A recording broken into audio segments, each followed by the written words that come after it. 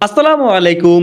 Narayanganj Sheikh Rasel park শহরের বুকে গড়ে ওঠা এই পার্কটি এত পরিষ্কার ও সৌন্দর্য যে এটি দেখে যে কারো ক্লান্তি দূর হয়ে যাওয়া সম্ভব। এখানে এসে অনেকেই নিজেদের ক্লান্তি অবসান ঘটায় করে শরীরচর্চাও পার্কে দূরদর্শনার্থী আরমান হোসেন বলেন, এই পার্কটি আমাদের কাছে খুবই ভালো লাগে। এটি আগে লেক ছিল না, এখানে ছিল ঘনবসতিত বস্তি ও ময়লা ফেলার একটা স্থান। নারায়ণগঞ্জে সিটি কর্পোরেশনের মেয়র হিসেবে আইবি নির্বাচিত হবার পর এটি পরিকল্পনা করে তৈরি করেছেন। এখানে মানুষ এখন সময় কাটাতে পারে।